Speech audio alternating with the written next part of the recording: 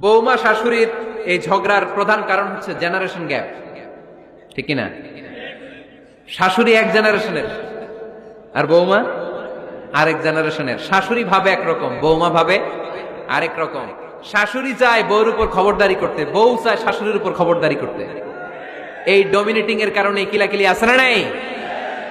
আহা, এটা ঠিক না। আমার শাশুড়ি মায়েরা যারা আছেন, প্রথমে শাশুড়ি দিয়ে শুরু করি। আমার মাইকের আওয়াজ যে ঘরগুলাতে যায়, আমার শাশুড়ি মাদেরকে বলবো, বউদের উপর অত্যাচার করবেন না। ছেলেরা প্রশ্ন করে, তোর কাছে তোর বউ বড় না আমি বড়? আছে না নাই? এটা একটা প্রশ্ন হইল। তোর বউ বড় না আমি বড়? দুইজনেই বড়। তো এক ছেলে সুন্দর উত্তর দিছে, আমার কাছে ভালো লাগছে উত্তরটা শুনে। এক মা প্রশ্ন করছে, তোর এতদিন আমি লালন পালন করে বড় করলাম, জীবন যৌবন তোর জন্য শেষ করলাম, আজকে বউ পাইয়া বউ তোর আপন হয়ে গেল? এবার ছেলে উত্তর দিচ্ছে, মা, আমার মুখ থেকে মা ডাক শোনার জন্য তুমি কি কষ্টটাই না করছো জীবনে। 10 মাস আমার পেটে ধারণ করলা, খাইতে পারো নাই, বমি করছো, খালি ওষুধ খাইছো, তোমার পেট কেটে আমার বের করা হয়েছে, 2 বছর আমার দুধ খাওয়াইছো, পেশা পায়খানা পরিষ্কার করেছো। বয়স যখন 3-4 তখন তোমার আমি মা ডাকছি। এই মা ডাকটা শোনার জন্য তুমি এত কষ্ট করছো। আর আরেকবারের মাইয়া এই ঘরে আইসাই তোমার মা ডাকা শুরু করছে। যেই মেয়েটা তোমারে মা ডাকে সে আমার আপন হবে না কেন মা? ঠিক না? এই মা ডাক শোনার জন্য তুমি এত কষ্ট করলা, আমার লালন পালন করলা, 10 মাস পেটে ধরলা, পেশাব পায়খানা পরিষ্কার করলা, এরপরে মা ডাক শুনতে পারছি। আর আরেকবারের মেয়ে জানা নাই চিনা নাই এসেই তোমার ডাকা শুরু করছে মা। তো যে আমার মারে মা ডাকে তার স্থান তো আমার কলি যায়, ঠিক কিনা? শাশুড়ি আম্মারা যারা আছেন, প্লিজ বৌমাদেরকে কষ্ট দিয়েন না।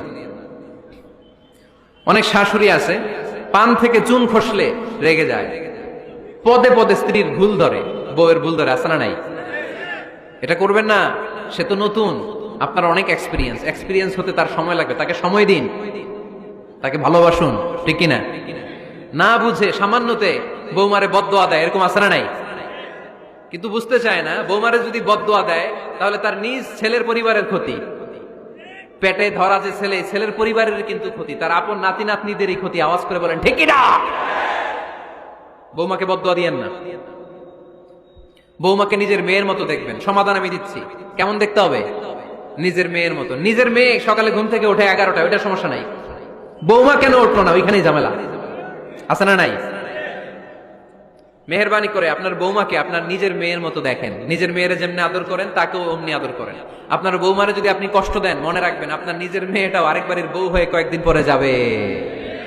আপনি যা যা করবেন আপনার মেয়েকেও তারা ওই রকম কষ্ট দিয়ে বাড়িতে ফিরিয়ে দিবে। চিল্লায় বলেন ঠিক কিনা? খবরদার, টিট ফর ট্যাট। ইট্টি মারলে পাটকেলটি খেতে হয়। এজন্য শাশুড়ি আম্মা জানারা যারা আছেন, বৌমার সাথে খারাপ আচরণ করবেন না মেহেরবানি করে। তাকে আপনি কষ্ট দিলে আপনার নিজের মেয়েটাও আরেক বাড়ির বৌমা হবে, সেও ওই বাড়িতে এই কষ্টগুলো ভোগ করবে। এগুলো যখন আপনি শুনবেন তখন আপনার চোখ দিয়ে পানি পড়বে কি পড়বে না? পড়বে। এবার আসেন বৌমার কথা বলি। বৌমা যারা আছেন মেহেরবানি করে, বৌমা যারা আছেন মেহেরবানি করে আপনার শাশুড়ি আম্মাকে নিজের মায়ের জায়গায় রাখবেন।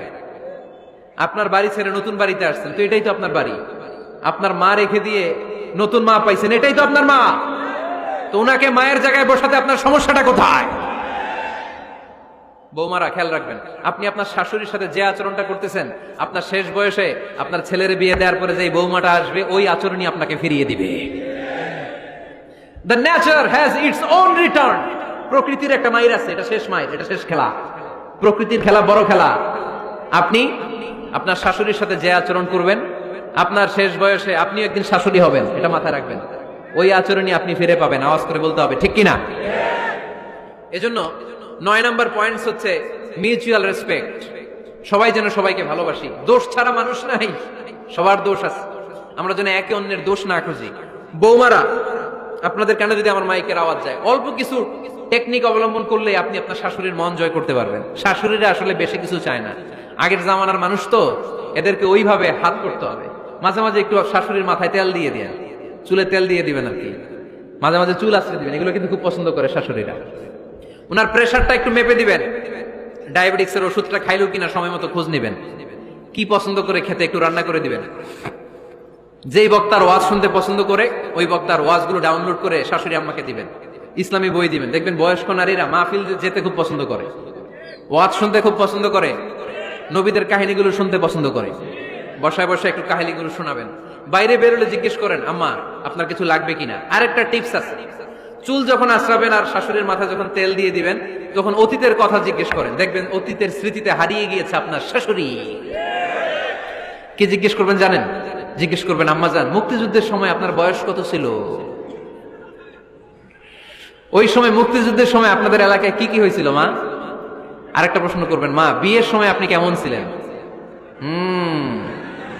ওই দিন দেখবেন বুড়ি আর বুড়ি নাই, জুয়ান হয়ে গেছে। ওই দিন বলবে, মা আমি অনেক সুন্দরী ছিলাম, আমার মাথায় অনেক চুল ছিল, আজকে নাই। আমগো গ্রামে আমার সাথে সুন্দরী মাইয়া ছিল না। অতীতের স্মৃতিতে স্মৃতি হাতরাতে হাতরাতে তিনি হারিয়ে যাবেন। জিজ্ঞেস করবেন যে, মা শীতকালে আপনাদের দেশে কি পিঠা বানাতেন আপনি যখন ছোট ছিলেন? আপনার বাপ চাচারা কি করতো? এগুলো জিজ্ঞেস করলে উনি স্মৃতির পাড়া হাতরাতে হাতরাতে চোখ দিয়ে দাঁড় দাঁড় করে ওনার পানি ঝরতে শুরু করবে। আপনার জায়গায় ওনার হৃদয়ের মনি কোঠায় এমন জায়গায় পৌঁছবে, আপনার ছাড়া উনি কিছুই বুঝবে না।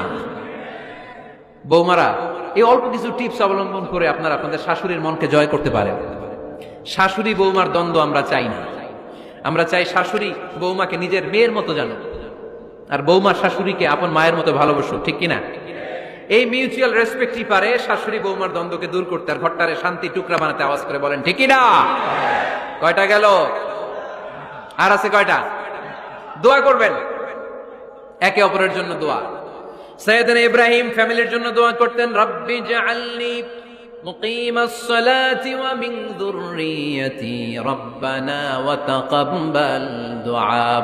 ও আল্লাহ আপনি আমার নামাজ কায়েমকারী বানান, আমার কলিজা টুকরা সন্তান ইসমাইলকেও নামাজ কায়েমকারী বানান, আমার দোয়াটা আপনার দরবারে আপনি কবুল করে নেন। সুবহানাল্লাহ পড়েন। রব্বানা ইন্নী আসকানতু মিন যুররিয়াতি বিওয়াদিন গায়রি যী যারইন ইনদা বাইতিকাল মুহাররাম। ও আল্লাহ আমার সন্তান সন্ততি আমার ফ্যামিলিকে ধুধুমরু প্রান্তর এই উপত্যকার মধ্যে তোমার কাবা ঘরের সামনে রেখে গেলাম, তাদেরকে তুমি নামাজ কায়েমকারী বানিয়ে দিও। গোটা বিশ্বের সব মানুষের অন্তর আমার ফ্যামিলির দিকে আল্লাহ তুমি ঝুঁকিয়ে দিও। ওয়ারযুকহুম মিনাস সামারাত, ফলমূল দিয়ে আল্লাহ তুমি তাদেরকে রিজিকের ব্যবস্থা করে দিও। তার মানে সব নবীরা তাদের পরিবারের সদস্যদের জন্য দোয়া করতেন কি করতেন না?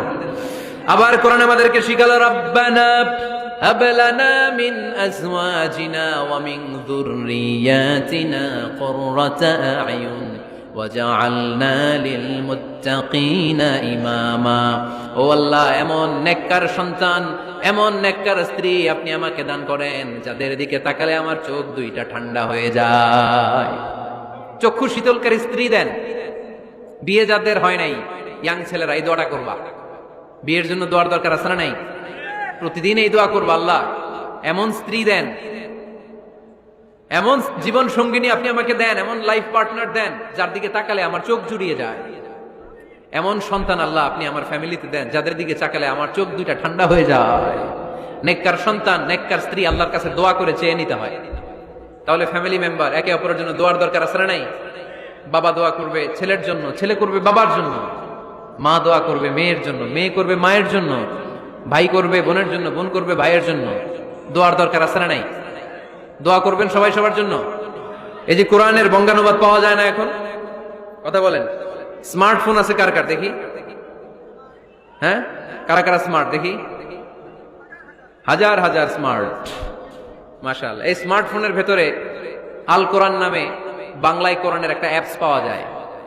কথা বলেন, পাওয়া যায় কি যায় না?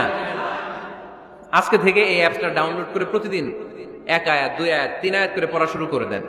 বাঁচতে হলে পড়তে হবে, বাঁচতে হলে জানতে হবে, ঠিক কিনা? এই স্লোগান আমাদেরকে শিখায়। এই স্লোগান তো আল্লাহ এই স্লোগান দিয়েই তো আল্লাহ কোরআন শুরু করছে, ইকরা বিসমি রাব্বিকাল্লাযী খালাক। বাঁচতে হলে জানতে হবে, বাঁচতে হলে পড়তে হবে, পড়ার কোনো বিকল্প নাই। আওয়াজ করে বলেন ঠিক কিনা? সুজানগরের রায়েরা মোবাইলের অ্যাপসের ভিতরে আমরা কোরআন রাখতে রাজি আছি তো সবাই? হাদিসের অ্যাপস ডাউনলোড করতে রাজি আছি তো?